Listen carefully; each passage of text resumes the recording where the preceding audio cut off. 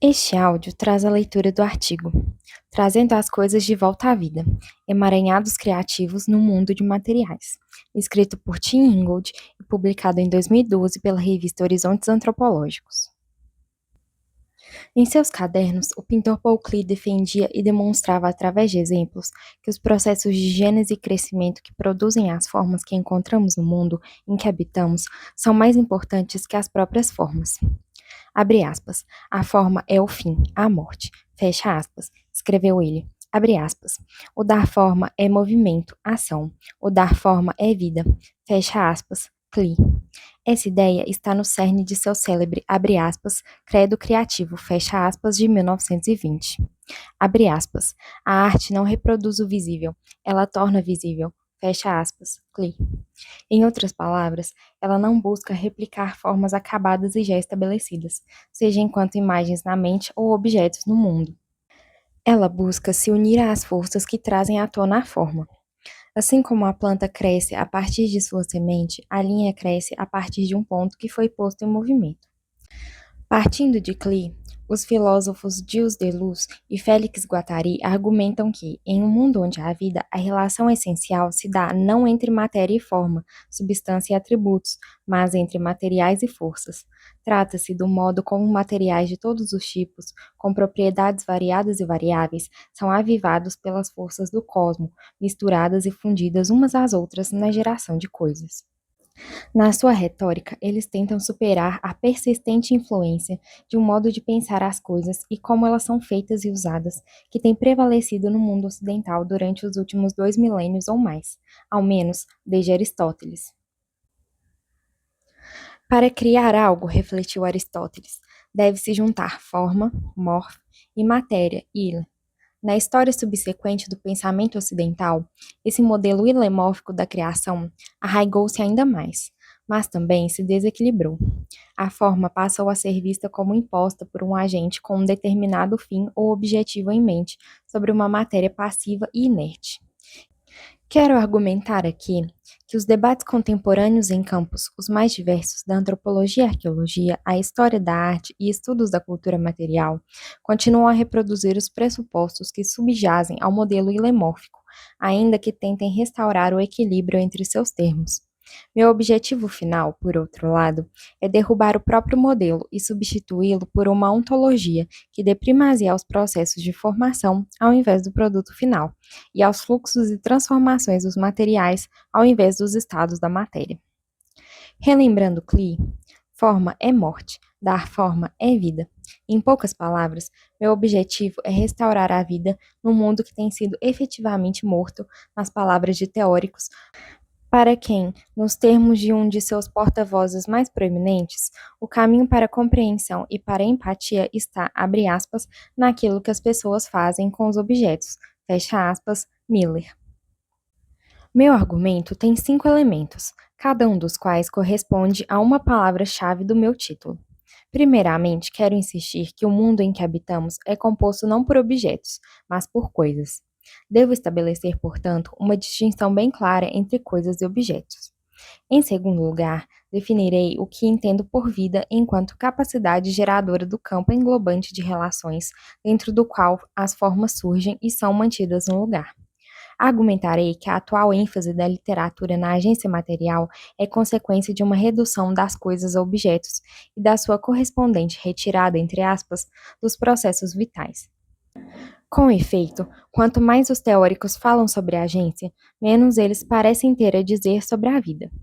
Quero inverter essa ênfase. Em terceiro lugar, defenderei que esse foco nos processos vitais exige que abordemos não a materialidade enquanto tal, mas os fluxos de materiais. Como Deleuze e Guattari, temos que seguir esses fluxos, traçando os caminhos através dos quais a forma é gerada, onde quer que eles nos levem.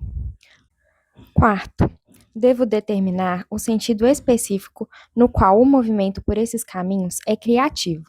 Isso implica ler a criatividade, abre aspas, para frente, fecha aspas, enquanto uma reunião improvisada com processos formativos, ao invés de, abre aspas, para trás, fecha aspas, enquanto abdução, a partir de um objetivo acabado até uma intenção na mente do agente. Finalmente, eu mostrarei que os caminhos ou trajetórias através dos quais a prática improvisativa se desenrola não são conexões, nem descrevem relações entre uma coisa e outra. Eles são linhas ao longo das quais as coisas são continuamente formadas. Portanto, quando eu falo de um emaranhado de coisas, é num sentido preciso e literal, não uma rede de conexões, mas uma malha de linhas entrelaçadas de crescimento e movimento. Objetos e coisas. Sentado no meu escritório, enquanto escrevo, parece evidente que me encontro cercado de objetos de todo tipo, da cadeira e mesa que sustentam meu corpo e meu trabalho, ao bloco de notas no qual escrevo, à caneta na minha mão e os óculos que se equilibram sob meu nariz. Imaginemos por um instante que cada um desses objetos desaparecesse como por encanto, deixando apenas o chão, as paredes e o teto vazios. Não posso fazer nada a não ser ficar em pé ou andar sobre as tábuas do chão. Uma sala sem objetos, poderíamos concluir, é praticamente inabitável. Para que ela esteja pronta para qualquer atividade, ela deve ser mobiliada. Como sugerido pelo psicólogo James Gibson, ao introduzir sua abordagem ecológica para a percepção visual do mobiliário de um cômodo e incluir as affordances, nota 1, que permitem ao morador realizar suas atividades cotidianas. A cadeira convida e permite sentar, a caneta escrever, os óculos enxergar e por aí vai. De modo mais controverso, Gibson estendeu seu argumento do espaço interior de um cômodo para o ambiente de modo geral. Ele nos pede para imaginar um ambiente aberto, abre aspas, plano consistido só na superfície da Terra, fecha aspas, Gibson. No caso limite, ou seja, na ausência de qualquer objeto, um ambiente como esse seria percebido como um deserto perfeitamente plano, com um céu completamente limpo por cima e terra sólida por baixo, se estendendo em todas as direções até o grande círculo do horizonte. Que lugar desolado seria! Como as tábuas do chão da sala, a superfície da terra só nos permite ficar em pé e caminhar. Só podemos fazer mais que isso se o ambiente aberto, como o cômodo interno, estiver regularmente repleto de objetos. Abre aspas. Como os móveis num cômodo, fecha aspas, escreve Gibson. Abre aspas. A mobília da terra é o que a torna habitável, fecha aspas. Deixemos agora o isolamento da sala para dar uma volta lá fora ao ar livre. Nosso caminho nos leva a uma mata, cercado de troncos e galhos. O ambiente deserto parece repleto, mas ele está repleto de objetos? Suponhamos que nos concentremos numa árvore qualquer. Lá está ela, enraizada na terra, seu tronco se erguendo e seus galhos se abrindo, balançando ao vento, com ou sem brotos ou folhas, dependendo da estação. A árvore é um objeto? Em caso positivo, como a definiríamos? O que é árvore e o que não é árvore? Onde termina a árvore e começa o resto do mundo? Essas não são questões fáceis de responder, ao menos não tão fáceis como parecem no caso dos móveis no meu escritório. A casca, por exemplo, é parte da árvore? Se eu retiro um pedaço e observo mais de perto, constatarei que a casca é habitada por várias pequenas criaturas que se meteram por debaixo dela para lá fazerem suas casas. Elas são parte da árvore? E o musgo que cresce na superfície externa do tronco, ou os líquens que pendem dos galhos?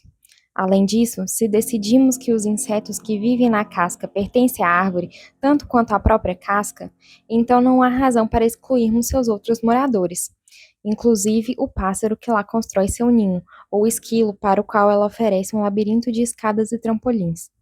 Se considerarmos que o caráter dessa árvore também está em suas reações às correntes de vento, no modo como seus galhos balançam e suas folhas farfalham, então poderíamos nos perguntar se a árvore não seria senão uma árvore no ar.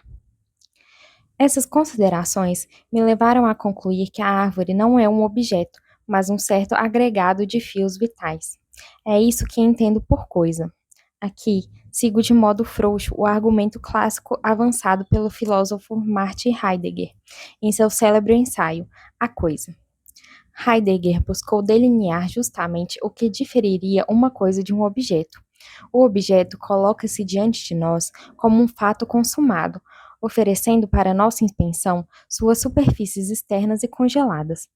Ele é definido por sua própria contrastividade com relação à situação na qual ele se encontra. Heidegger. A coisa, por sua vez, é um acontecer, entre aspas, ou melhor, um lugar onde vários aconteceres se entrelaçam. Observar uma coisa não é ser trancado do lado de fora, mas ser convidado para a reunião. Nós participamos, colocou Heidegger enigmaticamente, na coisificação da coisa em um mundo que modifica.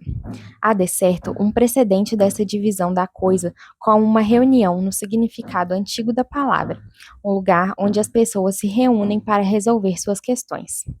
Se pensarmos cada participante como seguindo um modo de vida particular, tecendo um fio através do mundo, então talvez possamos definir a coisa, como eu já havia sugerido, como um, abre aspas, parlamento de fios, fecha aspas, Ingold.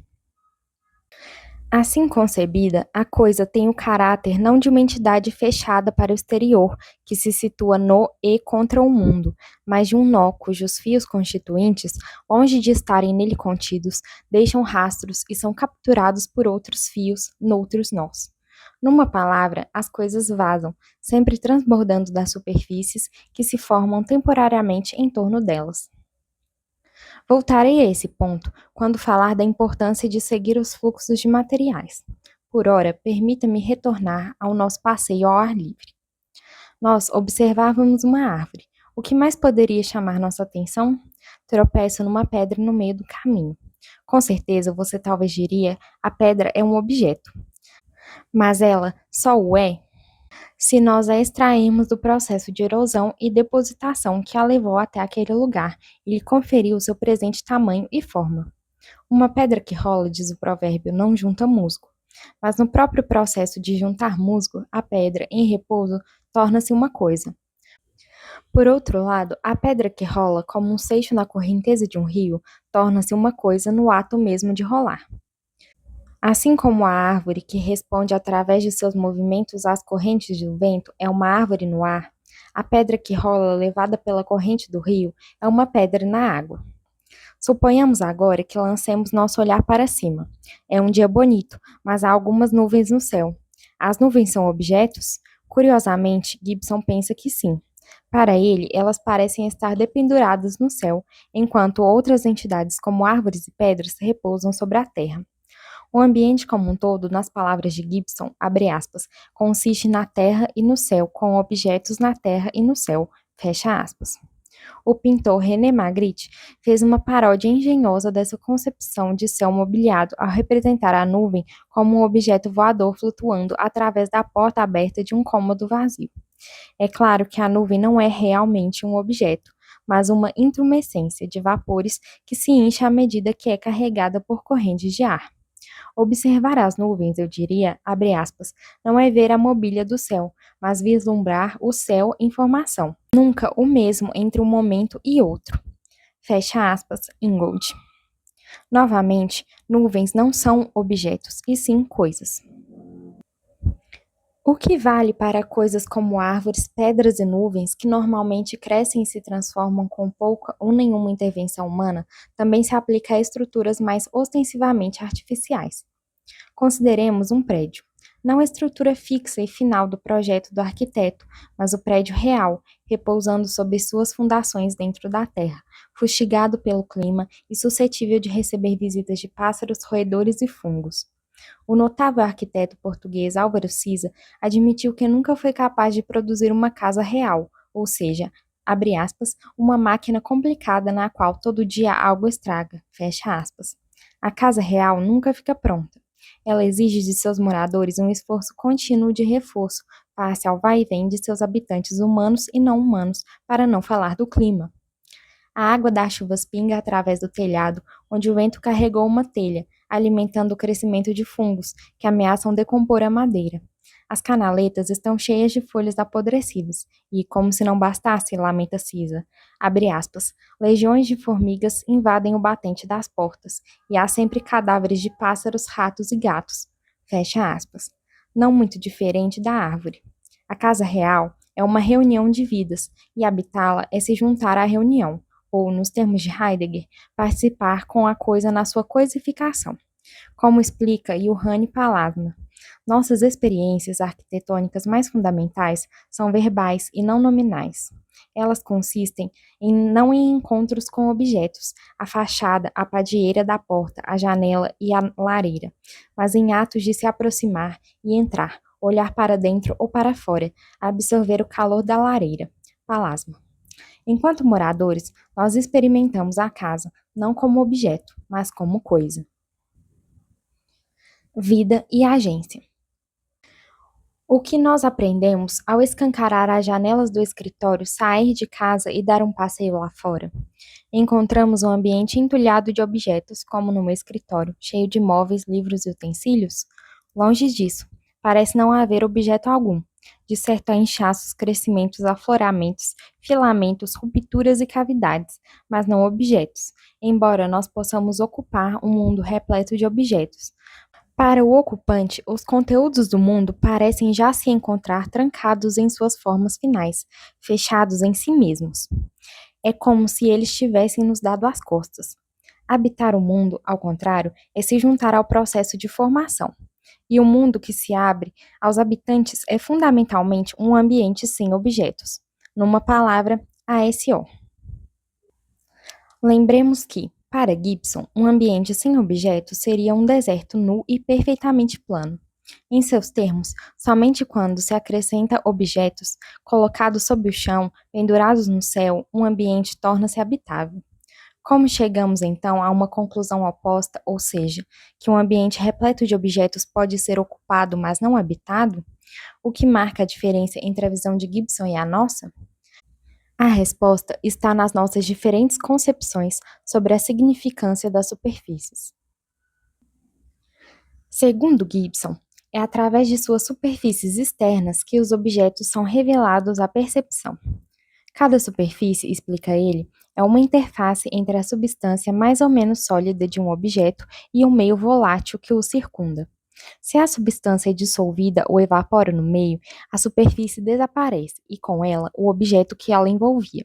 Gibson.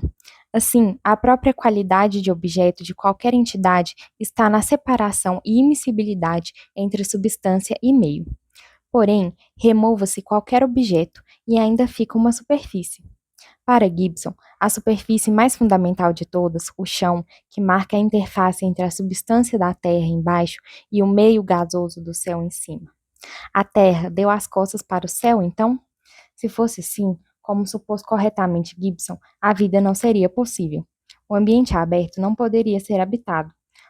Nosso argumento, por outro lado, é que o mundo aberto pode ser habitado justamente porque, onde quer que haja vida, a separação da interface entre terra e céu dá lugar à mútua permeabilidade e conectividade. O que chamamos vagamente de chão não é uma superfície coerente, mas uma zona na qual o ar e a umidade do céu se combinam com substâncias cuja fonte está na terra, na formação contínua das coisas vivas, sobre uma semente que cai no chão. Paul Klee escreve que, abre aspas, a relação com a terra e a atmosfera dá-lhe capacidade de crescer.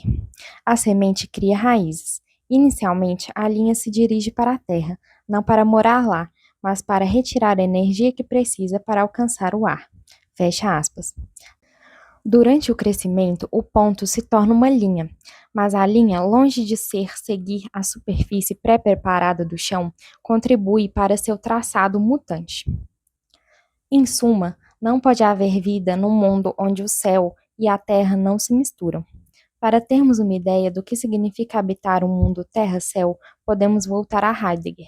Numa passagem reconhecidamente floreada, ele descreve a terra como, abre aspas, o detentor servente florido e frutífero, dispersando-se em rocha e água, erguendo-se em planta e animal, fecha aspas. E do céu, ele descreve que é, abre aspas, o caminho abobadado do sol, o curso das mudanças lunares, o brilho itinerante das estrelas, as estações sazonais e suas mudanças, a luz e o crepúsculo do dia, a escuridão e o brilho da noite, a bonança e a não bonança do clima, as nuvens flutuantes e o azul profundo do éter. Fecha aspas. Além disso, não se pode falar da Terra sem pensar no céu e vice-versa. Uma partilha da essência do outro, Heidegger. Como é diferente da descrição feita por Gibson, da terra e céu como domínios mutuamente excludentes, rigidamente separados pela superfície do chão e habitados por seus respectivos objetos. Abre aspas. Montanhas e nuvens, fogo e pôr do sol, seixos e estrelas. Fecha aspas. No lugar dos substantivos de Gibson, que denotam itens de mobiliário, a descrição de Heidegger se vale de verbos de crescimento e movimento. No erguer-se, entre aspas, da terra, coloca ele, na descarga irreprimível de substância através das superfícies porosas de formas emergentes, encontramos a essência da vida. As coisas estão tão vivas, como já notei, porque elas vazam. A vida, no ASO, não é contida. Ela é inerente às próprias circulações de materiais que continuamente dão origem à forma das coisas, ainda que elas não anunciem a sua dissolução. É através de sua imersão nessas circulações, portanto, que as coisas são trazidas à vida. Isso pode ser demonstrado através de um experimento simples que realizei com os meus alunos na Universidade de Aberdeen.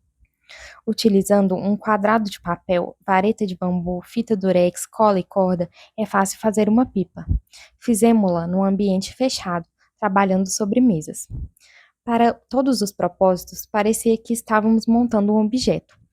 Mas quando levamos nossas criações para fora, tudo mudou. Elas de repente passaram à ação, rodopiando, girando, mergulhando de cabeça e, apenas ocasionalmente, voando. O que aconteceu? Alguma força vital adentrou nas pipas como mágica, fazendo-as agir de modo alheio à nossa vontade? É claro que não. As pipas estavam agora imersas em correntes de vento. A pipa que repousava sem vida sobre a mesa dentro da sala tinha se transformado numa pipa no ar. Não era mais um objeto, se é que jamais o foi, mas uma coisa. Assim como a coisa existe na sua coisificação, a pipa no ar existe no seu voo. Colocando de outro modo, a partir do momento em que foi levada para fora, a pipa deixou de figurar, em nossa percepção, como um objeto que pode ser colocado em movimento para tornar-se um movimento que se resolve na forma de uma coisa. Poder-se-ia dizer o mesmo de um pássaro no ar, ou de um peixe na água. O pássaro é o seu voar, o peixe o seu nadar. O pássaro pode voar graças às correntes e vórtices que ele introduz no ar, e o peixe pode nadar velozmente devido aos turbilhonamentos que ele causa com os movimentos de suas nadadeiras e cauda. Cortados dessas correntes, eles estariam mortos. É aqui que chegamos, e espero enterremos para sempre o chamado, abre aspas, problema da agência, fecha aspas, Gell.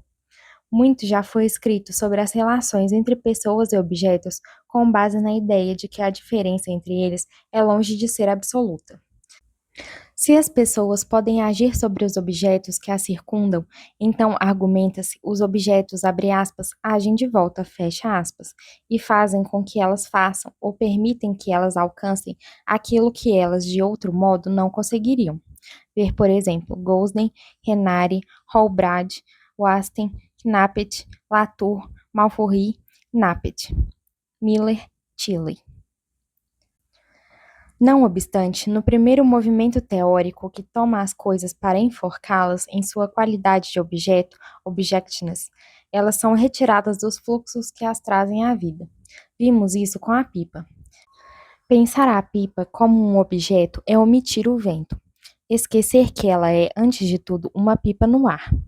E, assim parece, o voo da pipa é resultado da interação entre uma pessoa, que a empina, e um objeto, a pipa. Enquanto tal, ele só pode ser explicado imaginando que a pipa seja dotada de um princípio animador interno, uma agência que a coloca em movimento, na maioria das vezes, contraria a vontade daquele que a empina. De modo mais geral, sugiro que o problema da agência nasce da tentativa de reanimar um mundo de coisas já morto ou tornado inerte pela interrupção dos fluxos de substâncias que lhe dão vida. No ASO, as coisas se movem e crescem porque elas estão vivas, não porque elas têm agência. E elas estão vivas precisamente porque não foram reduzidas ao estado de objeto. A ideia de que objetos têm agência é, na melhor das hipóteses, uma figura de linguagem imposta a nós, anglófilos ao menos, pela estrutura de uma linguagem que exige de todo verbo de ação um sujeito nominal. Na pior, ela tem levado grandes mentes a se enganar de um modo que não gostaríamos de repetir. Com efeito, tomar a vida de coisas pela agência de objetos é realizar uma dupla redução, de coisas a objetos e de vida à agência. A fonte dessa lógica redutivista é, acredito, o modelo ilemórfico. Materiais e materialidade. Quando os analistas falam do, abre aspas, mundo material, fecha aspas, ou mais abstratamente de materialidade, entre aspas, o que eles querem dizer? Ingold. Que sentido faz invocar a materialidade de pedras, árvores, nuvens, prédios ou mesmo pipas? Coloque essa questão para estudiosos da cultura material e provavelmente terá respostas contraditórias. Assim, uma pedra, segundo Christopher Tilley, pode ser vista em sua, abre aspas, materialidade bruta, fecha aspas, simplesmente como um agregado amorfo de matéria. Não obstante, pensa ele, precisamos de um conceito de materialidade para compreender como determinados pedaços de pedra adquirem forma e significado dentro de contextos sociais e históricos particulares. Tilley. No mesmo sentido, o arqueólogo Joshua Pollard explica que, abre aspas, por materialidade entendo como o caráter material do mundo é compreendido, apropriado e envolvido em projetos humanos, fecha aspas. Podemos reconhecer, em ambos os enunciados, os dois lados do modelo ilemórfico. De um lado, a materialidade bruta, ou, abre aspas, caráter material, fecha aspas, do mundo. De outro, a agência dos seres humanos que lhe dá forma. No conceito de materialidade, a divisão entre matéria e forma é reproduzida ao invés de colocada em questão. O próprio conceito de cultura material é uma expressão contemporânea do ileformismo matéria-forma. Quando Tilley escreve sobre, abre aspas, materialidade bruta, fecha aspas, o arqueólogo Bjorn Olsen fala da, abre aspas, fisicalidade dura do mundo, fecha aspas, é como se o mundo tivesse interrompido sua mundificação e cristalizado na forma de um precipitado sólido e homogêneo, à espera de ser diferenciado pela sobreposição de uma forma cultural. Nesse mundo estável e estabilizado, nada flui. Não pode haver vento, clima nem chuva para umidificar a terra ou os rios que correm por ela, muito menos o erguer-se, entre aspas, da terra enquanto planta ou animal. Não pode haver vida. Não pode haver coisas, somente objetos. Em suas tentativas de reequilibrar o modelo ilemórfico, os teóricos têm insistido que o mundo material não é passivamente subserviente aos desígnios humanos. Não obstante, tendo interrompido o fluxo de materiais, eles só são capazes de compreender a atividade que ocorre do lado do mundo material, atribuindo agência a objetos. Pollard, contudo, diverge um pouco, ao concluir um importante artigo sobre, abre aspas, a arte da deterioração e a transformação da substância, fecha aspas. Ele nota que coisas materiais, assim como pessoas, são processos, que sua agência real está justamente no fato de que, abre aspas, elas nem sempre podem ser capturadas e contidas, fecha aspas. Pollard. Como vimos, é no contrário à captura da contenção, na descarga e vazamento, que descobrimos a vida das coisas. Com isso em mente, podemos voltar a Deleuze e Guattari, que insistem que, onde quer que encontremos matéria, esta é, abre aspas, matéria em movimento, em fluxo, em variação, fecha aspas. A consequência, continuam eles, é que, abre aspas, essa matéria-fluxo só pode ser seguida, fecha aspas. O que Deleuze e Guattari chamam aqui de matéria-fluxo, entre aspas, eu chamaria de material. No mesmo sentido, retomo essa asserção na forma de uma regra simples: seguir os materiais. Quero sugerir que o ASO não é um mundo material, mas um mundo de materiais, de matéria em fluxo. Seguir esses materiais é entrar no mundo, por assim dizer, em fervura constante. No lugar de compará-lo a um grande museu ou loja de departamento, nos quais os objetos encontram-se dispostos de acordo com seus atributos ou origem, seria melhor imaginar o mundo como uma grande cozinha, bem abastecida com ingredientes de todo tipo. Na cozinha, as coisas são misturadas em combinações variadas, gerando nesse processo novos materiais, que serão por sua vez misturados a outros ingredientes, num processo de transformação sem fim. Para cozinhar, devemos abrir recipientes e retirar seus conteúdos. Temos que destampar coisas, em face das proclividades anárquicas de seus materiais. O cozinheiro ou cozinheira tem que se esforçar para manter alguma aparência de controle sobre o que se passa. Um paralelo, talvez ainda mais próximo, seja como o laboratório do alquimista. Segundo a alquimia, explica o historiador de arte James Elkins, a matéria do mundo não podia ser descrita segundo os princípios da ciência, em termos de sua composição atômica ou molecular. Tratava-se de substâncias conhecidas pelo mundo como eram vistas e sentidas, e pelo que se passava com elas ao serem misturadas, aquecidas e resfriadas. Os óleos, por exemplo, não eram hidrocarbonetos, mas, abre aspas, aquilo que subia à superfície de uma panela com plantas em cozimento, ou que se assentava negro e fétido no fundo do fosso com carne de cavalo apodrecida, fecha aspas, Elkins. A alquimia, escreve Elkins, abre aspas, é a antiga ciência de lidar com os materiais e não entender muito bem o que se passa com eles, fecha aspas. Seu argumento é que os pintores sempre fizeram algo parecido em seu trabalho cotidiano. Seu conhecimento também incluía substâncias, e essas não eram, no geral, muito diferentes daquelas encontradas no laboratório do alquimista. A cola do pintor, por exemplo, era feita de casco de cavalo, chifre de veado e pele de coelho, e a tinta era misturada com cera de abelha, leite de figo e resinas de plantas tóxicas. Os pigmentos eram obtidos a partir de uma miscelânea bizarra de ingredientes, como pequenos insetos avermelhados que eram fervidos e secos ao sol para produzir o vermelho profundo conhecido como carmim, ou vinagre e esterco de cavalo que eram misturados com chumbo em potes de cerâmica para produzir a melhor tinta branca. Como os praticantes no ASO, o que o cozinheiro, o alquimista e o pintor fazem não é impor forma à matéria, mas reunir materiais diversos e combinar e redirecionar seu fluxo, tentando antecipar aquilo que irá emergir. O mesmo pode ser dito do ceramista, como sugerido pelo arqueólogo Benjamin Albert, num excelente estudo sobre cerâmicas datando do primeiro milênio depois de Cristo, encontradas no noroeste da Argentina. Seria um erro, argumenta ele, presumir que a cerâmica é um objeto fixo e estável, que traz a marca da forma cultural sobre a matéria dura, entre aspas, do mundo físico. Albert. Pelo contrário, as evidências sugerem que os potes eram tratados como corpos, e com a mesma preocupação, compensar pela estabilidade crônica, reforçar os recipientes contra a constante suscetibilidade a vazamento e descarga que ameaça lhes dissolver ou metamorfosear. Como parte da fábrica do ASO, as cerâmicas não são mais estáveis que corpos. São constituídas e mantidas no lugar dentro de fluxos de materiais. Deixados ao léu, os materiais fogem do controle. Potes se quebram, corpos se desintegram. Esforço e vigilância são necessários para manter as coisas intactas, sejam elas potes ou pessoas. O mesmo vale para o jardineiro, que deve estar sempre vigilante para impedir que o jardim se transforme numa mata. A sociedade moderna, é claro, tem aversão ao caos. Mas por mais que ela tenha tentado, através da engenharia, construir um mundo material à altura de suas expectativas, ou seja, um mundo de objetos discretos e bem ordenados, suas aspirações são constantemente frustradas pela recusa da vida em ser contida.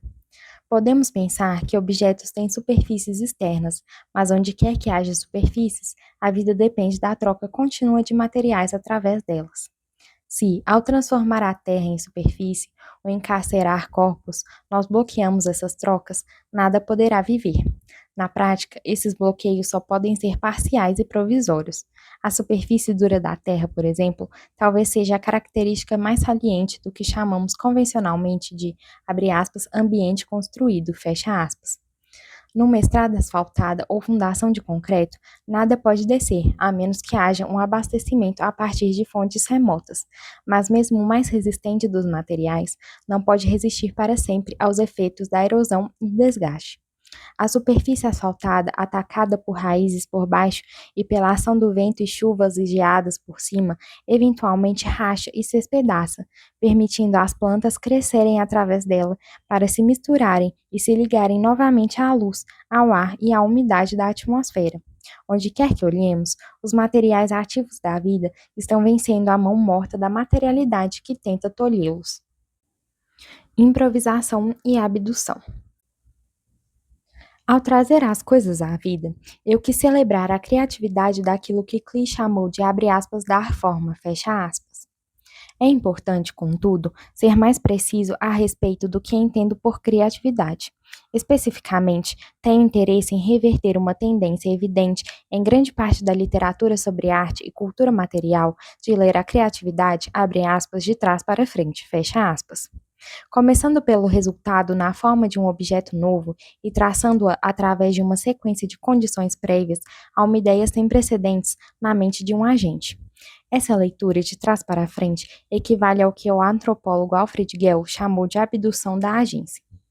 Todo trabalho de arte para Gell é um objeto, entre aspas, que pode ser, abre aspas, relacionado a um agente social, de uma maneira distintiva do, abre aspas, tipo de arte, fecha aspas. Por, abre aspas, do tipo arte, fecha aspas, Gell entende uma situação na qual é possível traçar uma cadeia de conexões causais que vai do objeto até o agente, através da qual este último pode ser pensado como indexando o primeiro. Traçar essas conexões é realizar a operação cognitiva da abdução.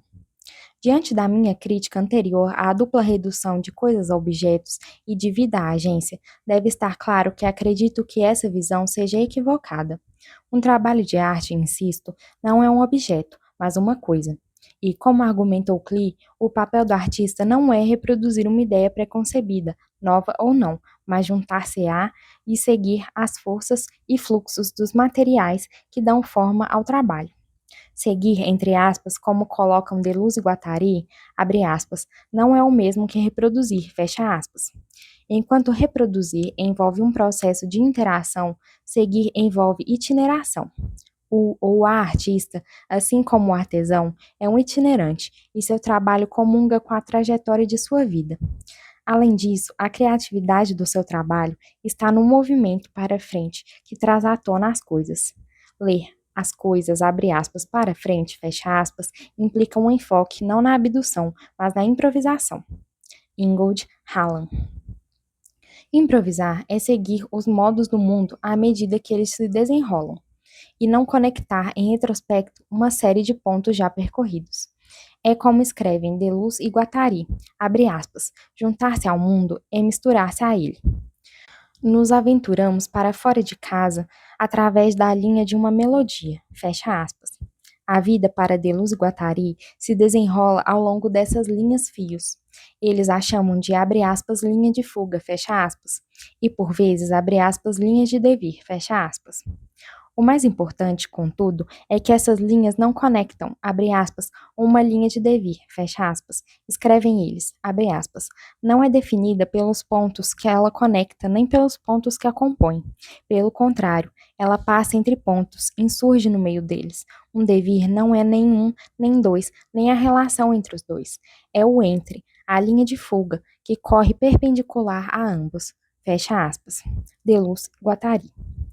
Assim, na vida como na música ou na pintura, no movimento do devir, o crescimento da planta a partir da semente, o soar da melodia a partir do encontro do violino com o arco, o movimento do pincel e seu traço, os pontos não são conectados, mas colocados de lado e tornados indiscerníveis pela corrente à medida que ela se arrasta através deles.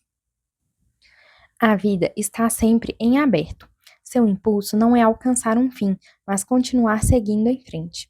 A planta, o músico ou o pintor, ao seguirem em frente, abre aspas, arrisca uma improvisação, fecha aspas, Deleuze, Guattari. A coisa, todavia, não é só um fio, mas um certo agregar de fios da vida. Deleuze e Guattari a chamam de equidade, mas tudo é um feixe de linhas. O que fazer do nosso conceito original de ambiente, entre aspas? Qual o significado de ambiente no ASO?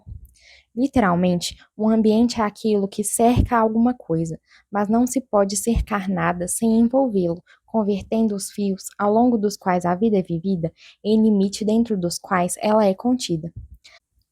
Ao invés disso, vamos nos imaginar como Charles Darwin em A Origem das Espécies, em face de, abre aspas, plantas e moitas revestindo uma margem emaranhada. Fecha aspas. Observe como os feixes fibrosos que constituem cada planta e moita se entrelaçam para formar um denso tapete de vegetação. O que costumamos chamar de ambiente, entre aspas, reaparece na margem como um imenso emaranhado de linhas. Essa concepção foi avançada pelo geógrafo sueco Thorsten Hägerstrand, que imaginou cada elemento constituinte do ambiente, humanos, animais, plantas, pedras, prédios, como tendo uma trajetória contínua de devir. À medida em que eles se movem através do tempo e se encontram, as trajetórias desses diversos elementos são enfeixadas em combinações diversas, abre aspas, vistos de dentro, fecha aspas, escreveu Hägerstrand. Abre aspas. Pode-se pensar as pontas das trajetórias como sendo às vezes empurradas para frente por forças que vêm de trás, às vezes olhando em volta e estendendo os braços a cada momento, perguntando, abre aspas, o que eu faço agora? Fecha aspas. Nos termos de Hegerstand, o emaranhar dessas trajetórias que não param de se estender constitui a textura do mundo, abre aspas, a grande tapeçaria da natureza tecida pela história. Fecha aspas. Como a margem emaranhada de Darwin, a tapeçaria de Hegerstrand é um campo não de pontos interconectados, mas de linhas entrelaçadas, não uma rede network, mas o que eu gostaria de chamar de malha, meshwork. Rede e malha. Tomei o termo malha, entre aspas, de empréstimo da filosofia de Henri Lefebvre. Há algo em comum, Lefebvre nota, entre o modo como as palavras são escritas numa página de texto e o modo como os movimentos e ritmos da atividade humana e não humana são registrados no espaço vivido. Mas isso apenas se pensarmos a escrita não como uma composição verbal, mas como uma malha de linhas, não como texto, mas como textura. Abre aspas. A atividade prática escreve na natureza, fecha aspas. Nota ele, abre aspas, como uma mão que rabisca, fecha aspas, Lefebvre. Pense nas trilhas reticulares deixadas por pessoas e animais à medida que eles seguem sua vida na casa, vila e cidade, capturado nesses múltiplos emaranhados. Cada monumento ou prédio é mais arquiestrutural, entre aspas, que arquitetônico. Apesar de sua aparente permanência e solidez, eles também têm uma equidade que é sucessivamente experimentada nos panoramas, oclusões e transições que se desenrolam ao longo da miríade de caminhos tomados pelos habitantes, de um cômodo a outro, saindo e entrando de portas no ritmo de seus afazeres cotidianos. Voltamos aqui à observação de Palasma de que nossa experiência arquitetônica é mais verbal que nominal. À medida que a vida dos habitantes vai transbordando para jardins e ruas, campos e matas, o mundo vaza para dentro do prédio, produzindo ecos de reverberação e padrões de luz e sombra característicos. É nesses fluxos e contrafluxos, serpenteando através ou entre, sem começo nem fim, e não enquanto entidades conectadas com limites interiores ou exteriores, que as coisas são evidências no mundo do ASO. Essa distinção entre as linhas de fluxo da malha e as linhas de conexão da rede é crucial. Não obstante, ela tem sido persistentemente obscurecida, sobretudo na elaboração mais recente do que tem sido chamado, um tanto desafortunadamente, de, abre aspas, teoria do ator-rede, fecha aspas. Essa teoria tem suas raízes não numa reflexão sobre o ambiente, mas no estudo sociológico da ciência e tecnologia. Parte importante do seu apelo neste último campo vem da sua promessa de descrever interações entre pessoas, como cientistas e engenheiros, e os objetos com os quais elas lidam, como no laboratório, de uma maneira que não concentre a agência em mãos humanas, mas entenda como distribuída por todos os elementos que se encontram conectados ou mutualmente implicados num campo de ação. O termo ator-rede, entre aspas, actor network, chegou à literatura anglófona como tradução do francês acteur-réseau, e como um de seus principais proponentes, Bruno Latour, observou em retrospecto, essa tradução lhe emprestou um significado que não era pretendido. No uso comum, que lhe inclui inflexões relativas a inovações no campo das tecnologias de informação e comunicação, o atributo definidor da rede é sua conectividade, Latour. Mas réseau pode se referir tanto à rede, network, como a tecer, netting, tecer uma malha, o bordado de uma renda, o plexo do sistema nervoso ou a teia de uma aranha. Diferente das redes de comunicação, por exemplo, os fios de uma teia de aranha não conectam pontos ou ligam coisas. Eles são tecidos a partir de materiais exudados pelo corpo da aranha e são dispostos segundo seus movimentos. Nesse sentido, eles são extensões do próprio ser da aranha à medida que ela vai trilhando o ambiente. Ingold. Eles são as linhas ao longo das quais a aranha vive e conduzem sua percepção e ação no mundo. O Octarresu foi originalmente concebido por seus criadores, senão por aqueles que foram confundidos por sua tradução enquanto rede, entre aspas, para indicar justamente essas linhas de devir.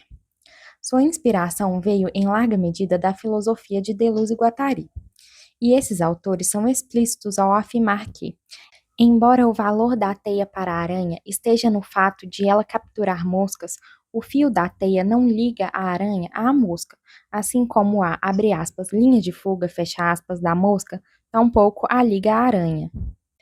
Essas duas linhas se desenrolam em contraponto. Uma serve de refrão à outra.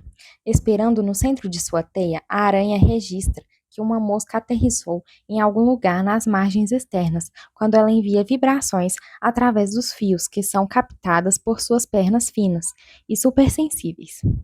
Ela pode então correr através dos fios da teia para reivindicar sua presa. Assim, as linhas-fios da teia colocam as condições de possibilidade para que a aranha interaja com a mosca. Mas elas não são, em si, linhas de interação. Se essas linhas são relações, então elas são relações não entre, mas ao longo de. É claro, assim como a aranha, as vidas das coisas geralmente se estendem ao longo não de uma, mas de múltiplas linhas, enredadas ao longo, mas deixando para trás inúmeras, abre aspas, pontas soltas, fecha aspas, nas periferias. Assim, cada coisa pode ser vislumbrada como Latour tem sugerido mais recentemente, no formato de uma estrela, abre aspas, com um centro cercado de muitas linhas que irradiam, com uma multiplicidade de condutores mínimos transmitidos de um lado para outro, fecha aspas. Não mais um objeto autocontido, a coisa aparece agora como uma teia ramificante de linhas de crescimento. Eis a equidade de Deleuze e Guattari, celebremente associada por eles a um rizoma. Pessoalmente, eu prefiro a imagem de um micélio, Heiner. Qualquer que seja a imagem escolhida, o crucial é que comecemos pelo caráter fluido do processo vital, onde os limites são sustentados graças ao fluxo de materiais através deles. Na ciência da mente, o caráter absoluto da fronteira entre corpo e ambiente tem sido há muito objeto de críticas. Mais de 50 anos atrás, o pioneiro da antropologia psicológica, a Irving Hallowell, sugeriu que, abre aspas, qualquer dicotomia interno-externo que tenha a pele humana como limite é psicologicamente irrelevante, fecha aspas. Essa visão viria a ser ecoada pelo antropólogo Gregory Bateson, numa palestra proferida em 1970, na qual ele declarou que, abre aspas, o mundo mental, a mente, o mundo do processamento da informação, não é delimitado pela pele, fecha aspas. Bem mais recentemente, o filósofo Andy Clark fez o mesmo ponto. A mente, nos diz Clark, é um, abre aspas, órgão vazado, fecha aspas, que não pode ser confinado dentro do crânio, que se mistura com o corpo e com o mundo durante a execução de suas operações. Mais precisamente, ele deveria ter dito que o crânio é vazado e que há a mente que vaza através dele. Seja como for, o que busquei aqui foi voltar à declaração de Bateson e levá-la um passo à frente. Quero sugerir que não é apenas a mente que vaza, mas as coisas de modo geral, e elas o fazem ao longo dos caminhos que seguimos à medida que traçamos os fluxos de materiais do ASO. Fim do audiotexto. Eu sou a Adele Leonel e gravei esse áudio para o projeto Feito para Escutar, uma audioteca de antropologia e arqueologia. Esse projeto é coordenado pelo Colegiado de Graduação de Antropologia e Arqueologia da UFMG, com o apoio do edital PEDEG 2025 da Prograde de UFMG. Consulte o guia de audiotextos do nosso projeto para saber mais sobre nossas escolhas.